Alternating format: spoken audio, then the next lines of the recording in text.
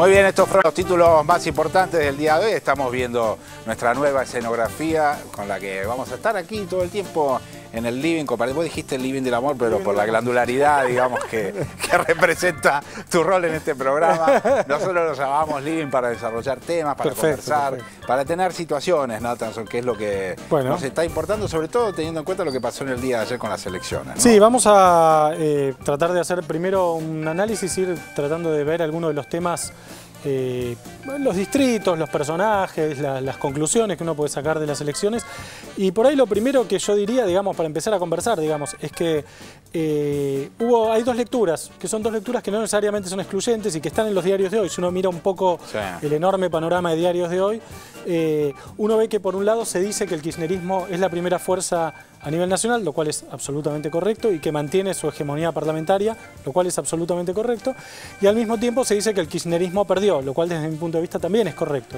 Perdió en un montón de distritos, entre ellos los más importantes, en algunos de los cuales salió tercero, como en Capital o en Santa Fe. Exacto. Me parece que son dos lecturas que es la primera fuerza, porque frente a la dispersión opositora, el kirchnerismo se mantiene como primera fuerza. Claro, hay una consolidación en ese sentido, estaba pensando, ¿no? Una consolidación de lo que viene haciendo el kirchnerismo en los últimos años, se vio cristalizado de alguna manera en estas elecciones a nivel nacional, aunque no en los distritos más importantes del país, ¿no? Sí, yo creo que ahí lo que es interesante señalar es que si uno mira a nivel global, lo que estaban en juego eran bancas en diputados y en senadores. En el Senado mantiene la mayoría, tiene quórum propio, y en diputados, con aliados, estaría ahí al borde, claro, del quórum propio. En términos de fuerza política, en términos legislativos, es la primera fuerza. Eso no hay duda. Sí, en términos, exactamente, en términos institucionales diría uno, y podemos ir repasando las placas si quieren. Dale, a ver. La primera contiene los resultados al nivel nacional. El total nacional, el kirchnerismo y aliados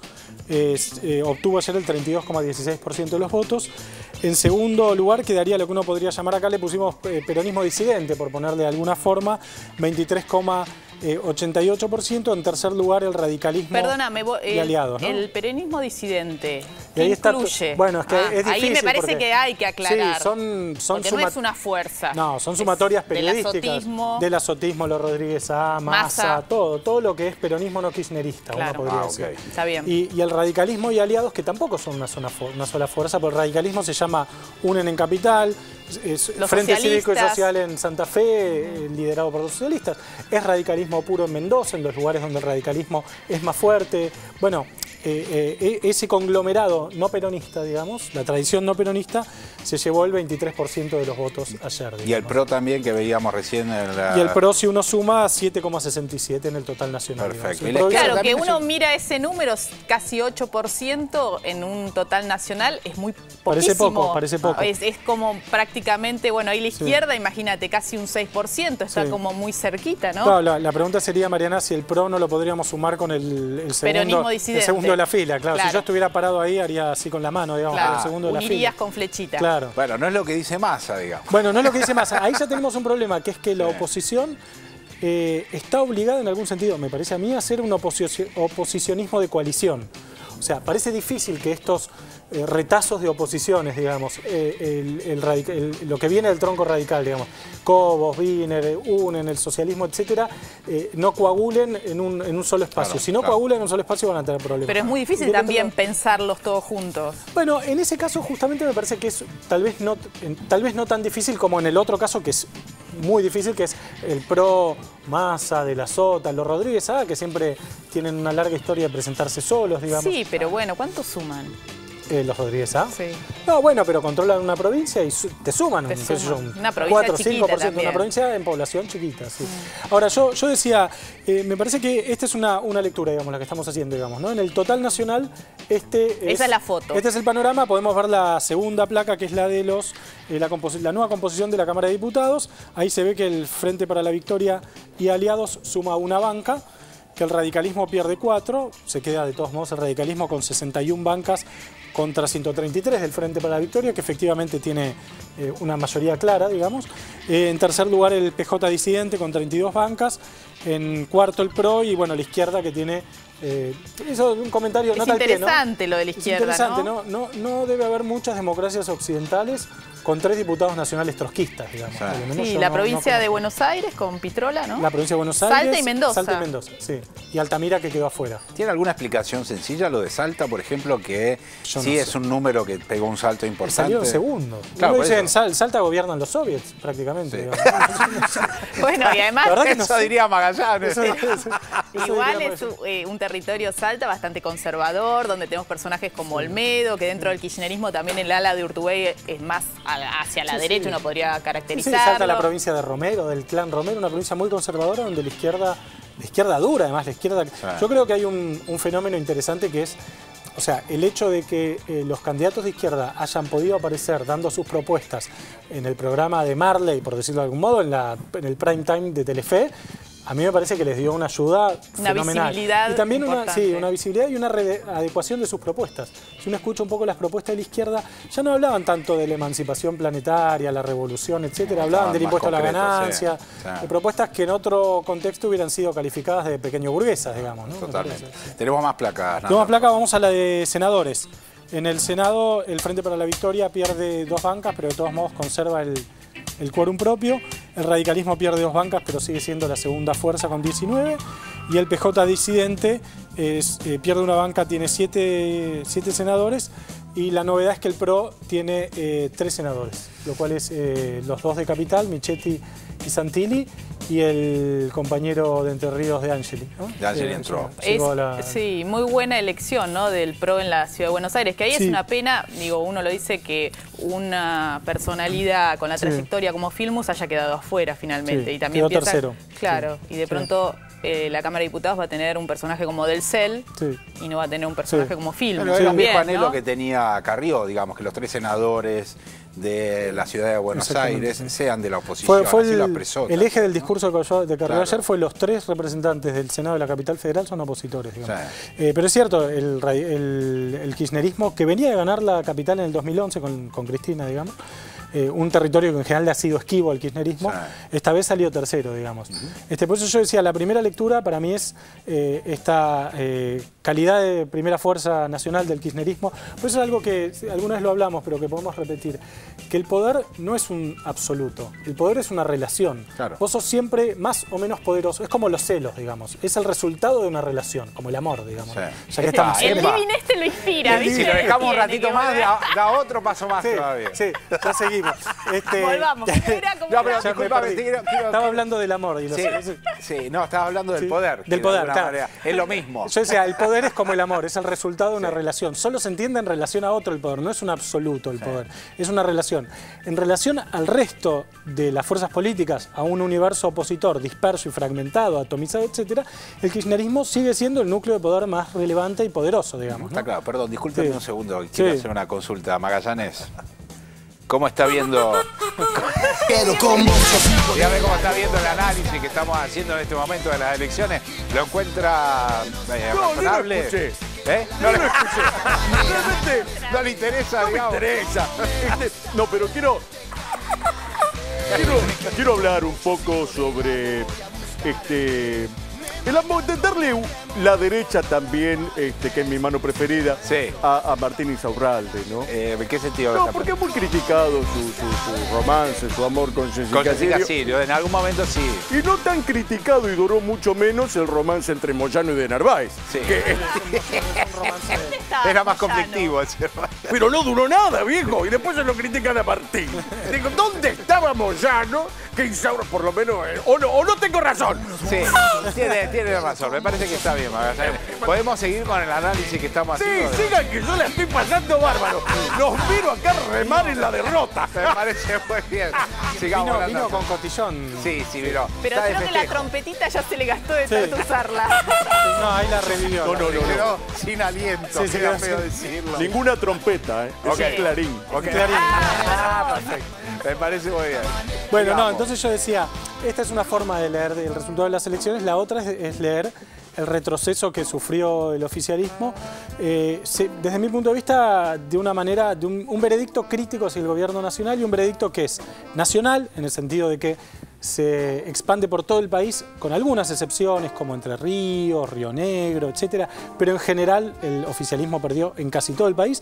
En distritos importantes no ganó ninguno de los distritos importantes, ninguno, y en algunos salió tercero, como es el caso de Córdoba, Capital y Santa Fe. Entonces hay un veredicto, desde mi punto de vista, muy crítico en este sentido, ¿no? Se mantuvo de alguna manera la tendencia que hubo en las PASO. Las PASO, sí. Se revirtió en algunas provincias. La provincia de San Juan fue una de las provincias que revirtió el resultado respecto a las PASO. Inclusive creo que a nivel nacional, respecto de las PASO, hubo subió un poquito, una suba de parte del Frente para la Victoria, pero que no modificó de fondo la escena política. Claro, eso voy. Hace un rato veíamos lo que uno podría decir el saldo institucional de esta elección, que son los diputados, los senadores, etcétera. Ahora, el saldo político es mucho más complejo y está siempre sujeto a interpretación, digamos. El saldo político es un gobierno que queda golpeado, que queda debilitado y que tuvo que escuchar un veredicto crítico y que, bueno, tendrá que hacer su autocrítica y ver de acá en más cómo sigue. Si podemos ir viendo, si quieren, las placas de algunos distritos para ir repasando. Así repasamos. Rapidito Ciudad de Buenos Aires. Acá uno de los distritos favoritos de Magallanes, Ciudad de Buenos Aires. No ponen la musiquita cuando hablamos de Ciudad de Buenos Aires, pero podría.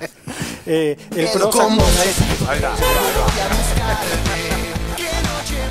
El PRO 3446, UNE 3223, el Frente para la Victoria 2159, 5, 5 y 3 son las bancas que se van a distribuir entonces en los diputados aquí en la Ciudad de Buenos Aires. Sí, y Gabriela Michetti, que es la ganadora desde mi punto de vista de la jornada en Capital, que consolida el baluarte del PRO en Capital. El PRO tiene dificultades para ir más allá de la General Paz, pero en Capital está firme.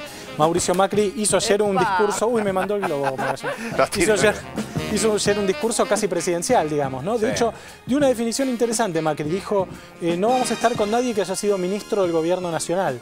En relación claramente a Massa, digamos, y en relación tal vez a otros, ¿no? Martín Lustó, por ejemplo, que fue ministro. Ahora quiero hacer una pregunta respecto de eso, porque ya veo algunas conflictividades dando vuelta respecto de los que están anotados en la campaña o en estos 2 últimos años que le quedan al kirchnerismo. Y ahí se vio un abrazo muy importante de Jorge Macri, el intendente de Vicente López, con Massa en el acto, digamos, de festejo de la campaña. ¿Qué puede significar esto? Bueno, ahí yo lo veo en problemas a Macri en ese sentido, porque la gran duda es, digamos, si hasta el lanzamiento de Massa, la estrategia de Macri era esperar que el peronismo no kirchnerista viniera a buscarlo. Que de la Sota, Moyano, bueno, todos los que no son parte del oficialismo le dijeran, bueno, no tenemos candidato, vení Mauricio y sé nuestro candidato. Me parece que Massa pone en crisis ese plan, digamos, porque Massa es un prospecto de candidato, presidencial que acaba de obtener una victoria resonante en la provincia de Buenos Aires y que además puede aspirar, digamos, tiene una potencialidad del crecimiento hacia el electorado peronista mayor incluso al de Macri. Entonces me parece que ahí está en crisis la candidatura de Macri a partir de la elección de ayer, si bien Macri ganó en la capital muy claramente, ¿no? ¿Cómo quedó parado Moyano después de esta elección? Muy mal, me parece, ¿no? Muy mal. A mí me parece muy mal. Ahora, es notable lo de Moyano, porque muchas de las cosas que pedía Moyano fueron temas de la campaña, el impuesto a las ganancias, por ejemplo, pero la inflación, otras cosas que eran demandas de Moyano hacia el oficialismo. Digamos, me parece que Moyano tuvo algún tipo de cualidad anticipatoria en ver que había una crisis de la coalición oficialista, del consenso oficialista. Me parece que no supo qué hacer con eso, o sea, uno podría decir, Moyano la vio como sindicalista, pero se equivocó como político, claramente, para asociarse con De Narváez, para sacar el 5% es un fracaso tremendo. Ahora, todo eso después va a coagular seguramente en otra cosa, va a ir a parar a otro lugar, ¿no? Me imagino. Vos decías al principio, en este gran análisis que planteabas, el Frente para la Victoria perdió, y uno se pregunta, ¿quiénes ganaron? Porque del otro lado hay distintas figuras que se impusieron en distritos muy particulares, diferentes, en distintas provincias, como decíamos, Cobos en Mendoza, Wiener en Santa Fe, provincia de Buenos Aires Massa, el de la Sotismo, Schiaretti en la provincia de Córdoba. Ahora, en esa primera placa que vos mostrabas, la sumatoria de esas que, digamos, si uno ganó, si uno perdió, los otros, ¿quiénes son los que ganaron? Claro, bueno, está buena la pregunta, porque yo creo que puede haber una derrota del oficialismo sin que haya un triunfo de nadie en especial, digamos. O sea, a mí me da la sensación que el kirchnerismo siempre se midió más contra sí mismo que contra las oposiciones. Siempre fue tan dispersa y mediocre la oposición al kirchnerismo que el kirchnerismo siempre estuvo desafiado por sí mismo, o sea, y en un doble sentido. En un sentido que es, bueno, romper las marcas anteriores. O sea, Cristina fue la presidenta más votada de la historia de la democracia en Argentina, digamos, de la democracia recuperada, ¿no? Desde el 83 hasta acá nadie... 54%. 54%, nadie sacó ni tantos porcentajes ni tantos votos como ella. El kirchnerismo siempre está más, y al mismo tiempo un desafío del kirchnerismo hacia sí mismo, en el sentido de que, bueno, un gobierno que se quiere transformador, que quiere hacer reformas profundas, políticas, sociales, económicas, no puede operar con el 30% del consenso social. Eso no alcanza tal vez para administrar la coyuntura, pero no alcanza para cambiar fuerte las cosas, me parece, ¿no? Tenemos más placas, Nathan. Sí, vamos a seguir viendo. Bueno, la siguiente es la de senadores en la Ciudad de Buenos Aires. El PRO obtiene, vimos la de diputados, ¿no? Esta es la de senadores. El PRO obtiene las dos bancas, las dos primeras bancas, Michetti y Santilli, y unen la de la minoría. Pasamos, si quieren, a la provincia de Buenos Aires. Vamos a decir una frase que nunca se dijo en televisión: la madre de todas las batallas. La madre... 4 de cada 10 votos se juegan en la provincia de Buenos Aires. Ahí el candidato Sergio Massa sacó el 43,89% y el Frente para la Victoria el 32,12%, lo que da una diferencia de casi 12 puntos. Es decir, que Massa más que duplica la diferencia respecto de las PASO.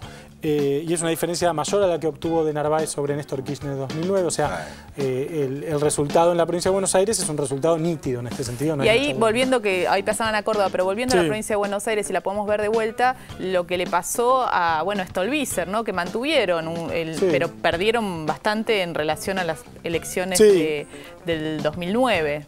Sí, el radicalismo en la provincia de Buenos Aires, o el no peronismo en la provincia de Buenos Aires, viene sufriendo una crisis grave, digamos. Recién se sacaron el 12%, 11,86% de los votos.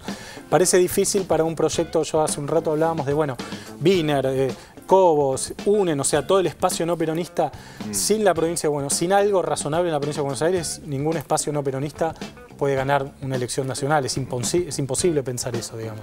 Parece que ahí hay un tema, ¿no? A ver cómo estaba la provincia de Córdoba. Recién veíamos también en la placa un 26,53% con 3 bancas para las legislativas. Estamos hablando de diputados. La Unión Cívica Radical 22,6, 3 bancas. El Frente para la Victoria 15,21, 2 bancas. Y el PRO 14,45, una banca sacó. Sí, ahí el dato me parece, Lucho, es que el del azotismo conserva, digamos, su primer lugar en Córdoba, pero hace una mala elección. Sí. O sea, a mí me decía un periodista cordobés hoy en una radio que me sacaron, decía, en Córdoba la lectura que hacemos es de la Sota perdió ganando, digamos, pues sacó el 26%, pero quedó a 4 puntos de Aguad, que hizo una gran elección en Córdoba, digamos. Salió tercero en la capital de Córdoba, el del azotismo, digamos. Entonces, ahí hay un candidato, un prospecto de candidato presidencial.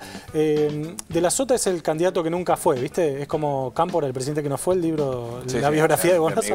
Es el candidato que nunca es al final, porque siempre está por ser y nunca llega. Bueno, con estos resultados va a ser menos todavía, me parece. Está clarísimo. Sí. Bueno, hemos pasado. ¿Te queda alguna más ahí? Sí, tengo un montón de distritos, no sé si tenemos tiempo. Tenemos para uno más, seguro. Bueno, vamos con Santa Fe, que es un distrito grande e importante. Grande e importante. 42% para Wiener, que ganó muy cómodamente Santa Fe, realmente muy cómodamente. En segundo lugar quedó el PRO, que hizo una buena elección con el capocómico Miguel del Cel, y el Frente para la Victoria, que obtuvo el 22,54% con Obeid en una elección mala en Córdoba. Va a ser diputado del Cel, entonces, conjunto con dos candidatos más, o sea, segundo y tercero de la lista. Tres entran por el PRO. Y bueno, después podemos seguir hablando, si querés, en el próximo bloque, pero bueno, al mismo tiempo hubo victorias.